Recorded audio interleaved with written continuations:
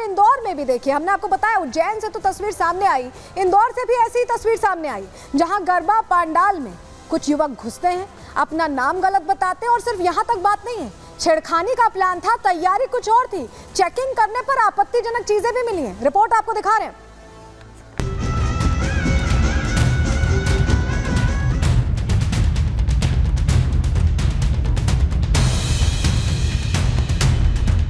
क्या मध्य प्रदेश में नाम बदलकर जिहादी साजिश रची जा रही है? ये सवाल इसलिए क्योंकि उज्जैन ही नहीं, इंदौर में भी गरबा पंडाल जिहादियों के निशाने पर है। नाम बदलकर पंडालों में एंट्री ली जा रही है। ऐसा ही मामला सामने आया टीजीएल गरबा पंडाल से, जहां शक होने पर एक युवक को पकड़ा गया तो साजिश से पर्दा उठा। सामने आया कि खुद को पंकज बताने वाला युवक आसिम नागौरी है। दरअसल हिंदू जागरण मंच के कार्यकर्ताओं ने एक युवक को भीड़ में शामिल होकर छेड़छाड़ और वीडियो बनाते हुए पकड़ा। कार्यकर्ताओं ने पंडाल से बाहर लाकर सख्ती से पूछताछ की तो युवक ने अपना नाम वसीम नागौरी बताया। पुलिस के पहुंचने पर जांच हुई तो पता चला कि युवक का असली नाम आसिम नागौरी है। युवक का कहना था कि वो यहाँ आना नहीं चाहता था, 4-5 हिंदू दोस्त उसे दबाव बनाकर ले आए हैं। क्या नाम है तेरा? आसिम। तो कहाँ से आया तू? देवास से। काय के लिए आया यहाँ पे? मेरे दोस्त लोग लाए गरबा खेलने। कौन से गरबा में? ये टीजीएल गरबा में। और कितने लोग? 4 लोग थे हम, 5-6 लोग। और कहाँ है? युवक ने पहचान तो नकली बताई, इरादे भी जिहादी निकले, क्योंकि जब आसिम के मोबाइल की जांच की गई तो उसकी पोल खुल गई। मोबाइल में गरबा में भाग लेने आई कई युवतियों के फोटोज और वीडियोस मिले। व्हाट्सएप पर कई लड़कियों से की गई अश्लील चैटिंग मिली। इतना ही नहीं, सामने ये भी आया कि आसिम एक युवती को मैसेज कर ब्लैकमेल कर रहा था और अश्लील वीडियो वायरल करने की धमकियां दे रहा था। वहाँ पे जब हमने चेक करा तो वो अपने नाम को पंकज बता रहा था। जब उसे सख्ती से पूछताछ करी तो उन्होंने वसीम नागौरी बताया, देवास का रहने वाला था। रुद्राक्ष की माला पहना हुआ था, लग ही नहीं रहा था कि विधर्मी हो सकता है। मगर जब से सख्ती से पूछताछ करी, जब उसने नाम वसीम नागौरी बताया, उसमें चैटिंग में अश्लील वीडियो भी है और बहुत सारी अश्लील चैटिंग है, ताकि लड़कियों से बोल रहा है कि अगर मेरे साथ संबंध नहीं बनाएगी तो मैं वीडियो वायरल कर दूँगा। हालांकि हिंदू जागरण मंच की टीम ने सच्चाई सामने आने के बाद आसिम को पुलिस के हवाले कर दिया और सख्त कार्रवाई की मांग की। लसूड़िया थाना क्षेत्र में टीजीएल का गरबा ऑर्गेनाइज होता है, जिसमें कुछ व्यक्तियों के द्वारा बताया गया कि एक व्यक्ति है जो कि वहाँ पे जो उपस्थित महिलाएं हैं उनका वीडियो बनाने का प्रयास कर रहा है, जो आपत्तिजनक हो सकता है। उसे उनकी मदद से वहाँ से पकड़ा गया था और थाने ला करके पूछताछ करी गई थी। पूछताछ में उसके मोबाइल वगैरह को भी चेक किया गया है। उसमें कुछ संदिग्ध मिलता है तो उसके अनुसार वैधानिक कार्रवाई की जा रही है। फिलहाल पुलिस मोबाइल की जांच के साथ आसिम से पूछताछ कर रही है, जिससे पूरी जिहादी साजिश से पर्दा उठ सके। Bureau report, Republic Bharat. तो देखा आपने, वीडियो वायरल करने की तैयारी थी और बाकायदा गरबा पंडालों को पहचाना गया था, उसके बाद एंट्री की गई थी, गलत नाम भी बताया गया था। तो सब कुछ महज इत्तेफाक तो नहीं हो सकता, आप समझ पा रहे हो। लेकिन आपको इस बीच एक और जानकारी दें, इंदौर से सिर्फ यही खबर नहीं सामने आई, एक और खबर सामने आई है, जहां एक बच्ची जा रही थी गरबा पंडाल में और उसके साथ छेड़खानी की कोशिश की गई। कहानी क्या है पूरी आपको बता दें। 11 साल की बच्ची के साथ अश्लील हरकत की कोशिश यहाँ की गई है। नशे में धुत युवक जा रही बच्ची को छेड़ने की कोशिश कर रहा था, उसके साथ अश्लील हरकत करने की कोशिश कर रहा था। बच्ची के चिल्लाने पर यहाँ से युवक फरार हो गया।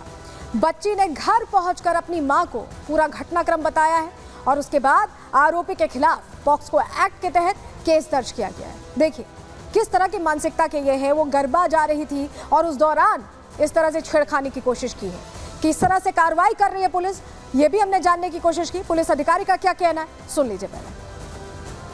पीड़िता की मां के द्वारा थाना हीरानगर पर आकर रिपोर्ट किया गया है कि उसकी बच्ची जब गरबा खेलने के लिए जा रही थी तो रास्ते में किसी अज्ञात व्यक्ति के द्वारा उसके साथ छेड़छाड़ की घटना की गई, जिस पर से बच्ची चिल्लाई तो आसपास के लोग इकट्ठे हुए और लोगों को इकट्ठा आते देख जो अज्ञात आरोपी था वो वहां से फरार हो गया। छेड़छाड़ व पॉक्सो एक्ट की धाराओं में केस दर्ज किया गया है।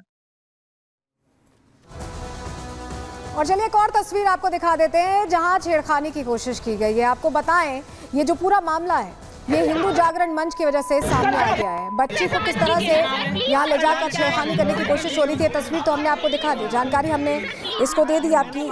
लेकिन आपको बताएं कि एक युवक है जिसकी यहाँ जमकर धुनाई होती आप देख रहे हैं। दरअसल ये युवती को फुसला कर इंदौर लाया था। इंदौर से ही एक और मामला, जमकर धुनाई यहाँ हो गई क्योंकि पहचान हो गई, पता चला कि हिंदू जागरण मंच के लोगों को ये पता चला कि युवती को ये जबरन लाया है और उसके बाद कार्यकर्ताओं ने पकड़ा और जमकर धुनाई की है। तो देखिए ये एक और खुलासा हुआ, इससे पहले छेड़छाड़ की गई और एक और इंदौर से जो तस्वीर हम आपको दिखा रहे हैं जहां युवक की जमकर धुनाई इसलिए हो रही है कि बहला फुसला कर युवती को लाया था और उसके बाद परिवार वालों को जानकारी मिली, हिंदू जागरण के कार्यकर्ताओं को जानकारी मिली हिंदू जागरण मंच के, और उसके बाद उसे पकड़कर जमकर धुनाई की गई है। कार्यकर्ताओं ने पकड़ा है और उसके बाद युवती को सुरक्षित घर पहुंचाया गया। तो आप समझ रहे हैं किस तरह से ये पूरा नेक्सस काम कर रहा है। इसीलिए हम कह रहे हैं कि ये गरबा जिहाद है। हमने और लोगों से भी बात करने की कोशिश की जो वहाँ के रहवासी हैं, मध्य प्रदेश के, जहाँ से मामला सामने आया, इंदौर से, उज्जैन से, भोपाल से, उनसे हमने समझने की कोशिश की इस तरह की घटनाओं को वो कैसे देख रहे हैं। सुनिए जरा वो क्या कह रहे हैं। पूर्णतः गैर कानूनी है और ये तो आदतन अपराधी रहते हैं और इसके लिए सबसे सही उपाय यही है कि आमंत्रण पत्र भेजें। जिनके पास है या आमंत्रण पत्र है कृपया वही प्रवेश करें, अन्यथा बिल्कुल भगा दिया जाए इनको। क्योंकि क्या ये जानबूझ के अंदर जाना, वही जो है लव जिहाद और ये सब जानबूझ के फंसाना लड़कियों को, और थोड़ा बहुत हमारे यहाँ पे समाज में जागरूकता लड़कियों को स्पेशली लाना पड़ेगा। ये समस्या निरंतर बढ़ती जा रही है। आप देखेंगे कि गरबा पंडालों में मुस्लिमों की संख्या आईडी बदलकर वो प्रवेश करते हैं और फिर हिंदू माताओं बहनों के साथ लव जिहाद जैसा घटनाओं को घटित करते हैं। सबसे बड़ी गलती तो पंडाल वालों की है जो बिना चेक बगैर आईडी के, जैसे कुछ आईडी बना के फ्रॉड मतलब फेक आईडी बना के एंट्री कर लेते हैं, तो प्रॉपर चेक करना चाहिए।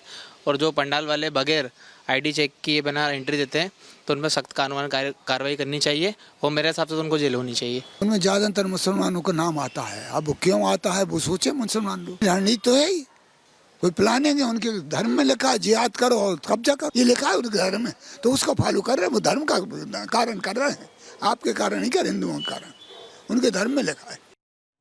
तो देखिए लोग ये कह रहे हैं कि ये गरबा जिहाद के बाद लव जिहाद की तैयारी है और पूरे मामले में लोगों का ये भी कहना है कि पुलिस के हवाले कर देना चाहिए। वहीं जो विपक्षी पार्टी है वो भी ये कह रही है कि पिटाई ना करें, पुलिस के हवाले कर दें। भारतीय जनता पार्टी भी प्रश्न खड़े कर रही है जिस तरह के मामले सामने आ रहे हैं, जिस तरह का माहौल हिंदू त्योहारों को लेकर हो रहा है। सुनिए जरा। नहीं, देखिए धार्मिक सामाजिक आयोजन में वहाँ के नियामक संस्थाओं के द्वारा तय किए गए नियम सभी लोगों को पालन करना चाहिए। कोई भी शरारती, कोई भी नियमों को तोड़ने वाले लोग समाज को मंजूर नहीं होंगे और मध्य प्रदेश की सरकार उस पर कठोर कार्रवाई करेगी। पहले भी इस तरह के मामले आए हैं जब धर्मांतरण के लिए, जब शोषण के लिए इस तरह के प्रयास किए जाते हैं। मध्य प्रदेश की सरकार ने उस पर सख्त कानून बनाया है और जब भी शिकायतें आएंगी उस कानून के तहत कठोर से कठोर कार्रवाई की जाएगी। कि मुस्लिम भाइयों से कि जब गरबा जो लोग कराते हैं, अगर वो नहीं चाहते कि आप वहाँ पहुँचो या आपको पासेस नहीं मिल रहे हैं तो मैं समझता हूँ नहीं जाना चाहिए। और ये कई काजी साहब लोगों ने भी अपील की है कि मुस्लिम युवा भाई वहाँ न जाए, लेकिन वो अगर जा पाएँ और इसमें जो भी पुलिस या जो संगठन ये जिनके पास इन सब चीज़ों को रोकने की व्यवस्था थी, अगर वो नहीं रोक पाए तो ये उनका भी फेलियर है।